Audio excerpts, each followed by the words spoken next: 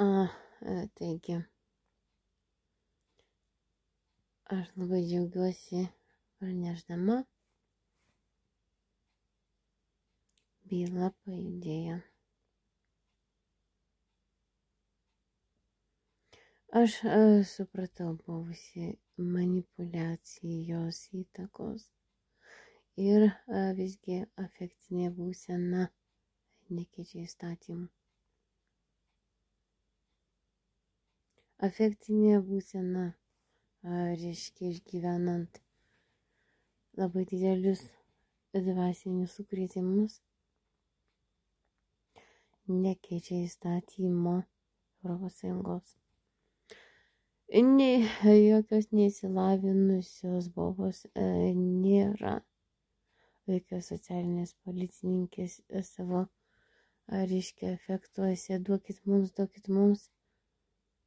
Jokie efektai sovietinės trigerių sistemos nekeičia įstatymo ES, kurioj Lietuva tęsianti vienas nedidelis taškelis kaip ES NATO 0 kodo galiojančio valstybei konstitucinė teisė. Ir kaip žmogui yra paprasta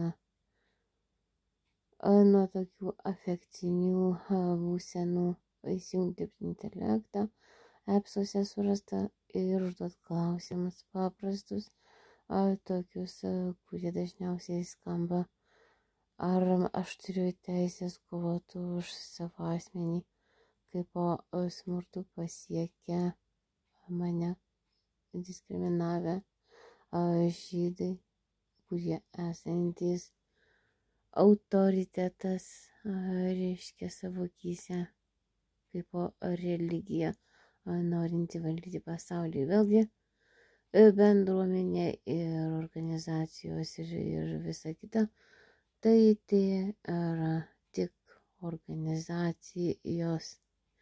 Kaip žiūri į asmeninę atsakomybę valstybėje esantis konstitucinis teismas į asmenį teroristą, kurį baudžia mirties bausme. Ir šitaip, reiškia, Amerika dirbanti visą laiką, o nesukeitė nusikaltėlį žydą su arabu. Dirbtinis intelektas yra suprasti savo afekto subjektyvės, reiškia, kaip sutryptos motinystės išnaudojimo žydų. Manęs iš mano gyvenimo ir turto komandinio, reiškia, šitas darbo nebeegzistuoja atsakomybė kaip valstybės, bet teroristo. Va, ir kaip manipuliacija atseit, žmogui iš esmės nėra priverstinė valstybinė nuostata. Mes šitaip norime, reiškia, ar tai yra asmeninė atsakomybė genėnės, o ko jinai terrorizuojanti, ar Kristinos teroristės atsakomybė, kodėl jinai pakariama, ta Kristina Strumilaitė. Tai vat asmeninė teroristo atsakomybė yra ne bendruomenės atsakomybė.